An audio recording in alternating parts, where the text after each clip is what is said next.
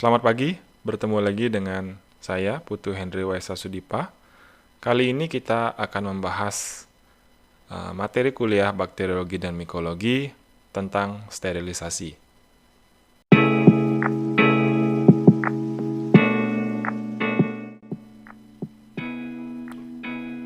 Sterilisasi, mungkin sudah sering dengar ya tentang sterilisasi itu apa. Intinya membuat sesuatu yang tidak steril menjadi steril. Pengertiannya, sterilisasi adalah membuat suatu bahan atau alat itu bebas dari jasad rendik atau mikroorganisme. Menurut Varbias, tahun 92, dia mengatakan sterilisasi harus dapat membunuh mikroorganisme yang paling tahan bakteri, yaitu spora bakteri. Sehingga alat dan bahan tersebut siap untuk digunakan untuk keperluan berikutnya. Jadi sebelum kita mengisolasi sesuatu atau menggunakan alat tersebut untuk operasi, kita harus sterilisasi dulu alat atau bahan yang akan kita gunakan.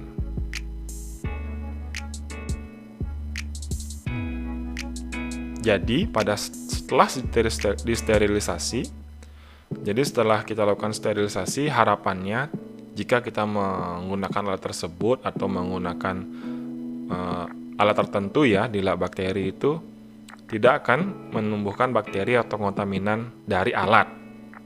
Jadi itu akan membiaskan atau mengaburkan hasil penelitian kita atau hasil pekerjaan yang akan kita lakukan berikutnya.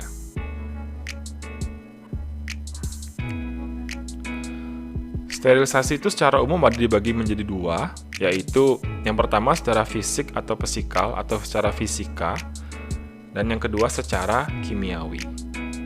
Intinya sama ya, jadi kita harus atau proses ini digunakan untuk menghilangkan mikroorganisme atau bakteri atau virus atau spora, sehingga alat tersebut siap untuk digunakan. Jadi sterilisasi secara fisik itu dibagi ada beberapa metode. Yang pertama dengan menggunakan sinar. Dalam hal ini kita menggunakan UV dengan panjang gelombang 2000 sampai 2800 Armstrong, sehingga bisa membunuh mikroorganisme tersebut. Hanya daya penetrasinya sangat lemah, sehingga jika bahan tersebut masih kotor atau ada debunya, jadi sinar UV itu tidak akan mampu menghilangkan atau menghambat pertumbuhan mikroorganisme. Yang kedua, dengan metode temperatur ekstrim. Jadi dengan temperatur ekstrim itu kita mampu paling tidak menghambat pertumbuhan bakteri, bukan menghilangkan ya. Jadi salah satunya dengan menyimpan bahan makanan misalnya ke freezer atau kulkas yang suhunya ekstrim, sehingga bahan makanan tersebut dihambat atau mikroorganisme yang akan tumbuh itu dihambat tumbuhnya dengan suhu yang sangat ekstrim tersebut. Yang ketiga, dehidrasi. Yaitu dehidrasi itu menghilangkan air yang ada pada daging atau bahan makanan atau bahan yang akan kita gunakan untuk penelitian ya. Kenapa? Karena air itu dalam bahan makanan terutama merupakan media yang sangat cocok atau sangat disukai oleh bakteri untuk tumbuh ya. Jadi itu akan mengacaukan hasil penelitian yang akan kita lakukan berikutnya. Yang keempat, tekanan osmotik. Tekanan osmotik ini sangat baik untuk sterilisasi ya. Yang sering kita gunakan di lab itu contohnya adalah autoclave. Jadi dengan menggunakan 15 PSI dengan temperatur 121 derajat Celcius. Jadi selama 15 menit itu salah satu metode untuk sterilisasi alat dan bahan penelitian. Kemudian kita masuk ke bagian metode pemanasan. Pemanasan itu ada dua, yaitu pemanasan kering dan pemanasan basah. Yang kering contohnya adalah pemijaran atau pembakaran ose ya. Jadi yang paling umum itu contohnya adalah ose yang dibakar menggunakan api Bunsen. Jadi sampai ose mudah-mudahan kalian tahu ose ya untuk metode strik atau menanam atau mengisolasi bakteri itu dengan dibakar dengan menggunakan api Bunsen sehingga menyala. Kemudian berikutnya pembakaran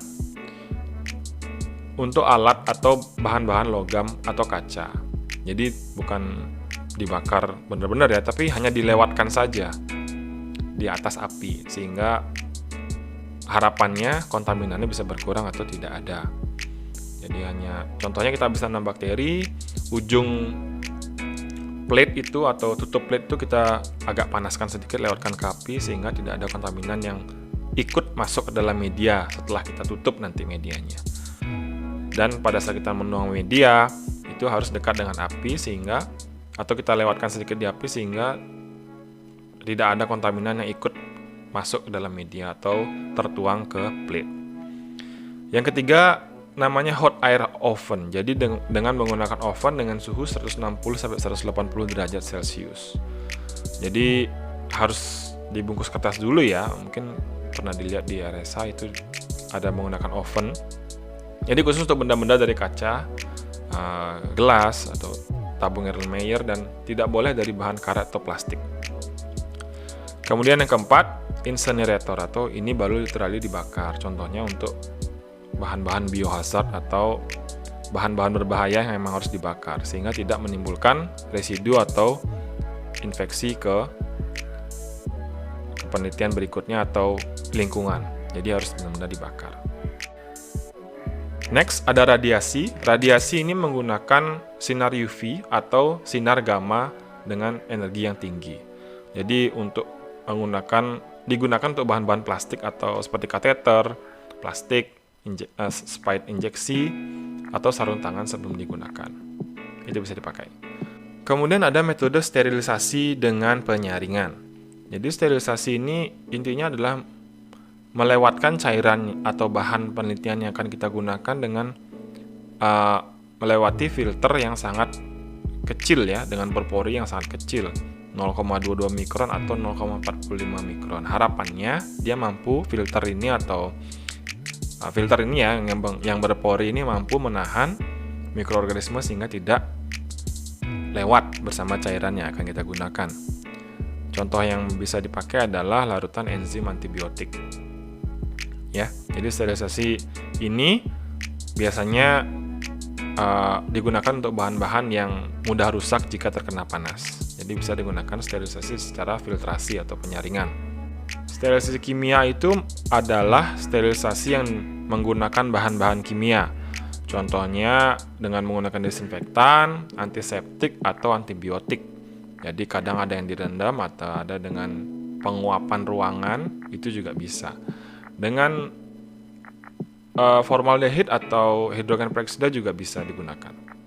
Ya, jadi intinya sterilisasi kimia itu sterilisasi yang menggunakan bahan-bahan kimia. Itu contohnya. Ya. Hal-hal yang harus diperhatikan jika kita melakukan sterilisasi.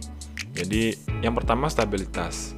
Sifat kimia, sifat fisika, khasiat serta struktur bahan tidak boleh mengalami perubahan setelah sterilisasi. Misalnya terlalu overheat menggunakan autoclave atau menggunakan oven terlalu lama.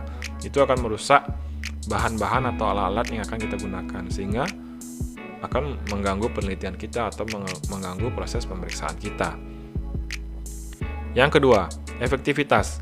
Jadi usahakan sterilisasi yang kita lakukan itu dilakukan sesederhana, cepat, dan biaya murah. Nggak mungkin dong kita dengan biaya terbatas kita melakukan sterilisasi yang jor-joran atau yang mahal sekalian gitu. Jadi kita memang harus mengatur itu semua sehingga sederhana, cepat, dan murah, namun menghasilkan hasil yang maksimal. Kemudian waktu. Ini sesuai dengan tergantung apa yang kita pakai ya, metode apa yang kita pakai ya. Jadi harus benar-benar diperhatikan. Waktunya tidak boleh melebihi atau kurang. Karena itu akan mempengaruhi juga hasil dari penelitian atau pemeriksaan yang akan kita lakukan. Jika terlalu lama memakai autoclave atau terlalu lama menggunakan bahan kimia, itu takutnya merusak bahan atau alat yang akan kita gunakan. Oke, Secara umum seperti itu. Untuk desinfeksi dan antibiotik akan saya bicarakan di video berikutnya. Selamat pagi. Terima kasih. Semoga semua selalu dalam keadaan sehat. Sampai jumpa.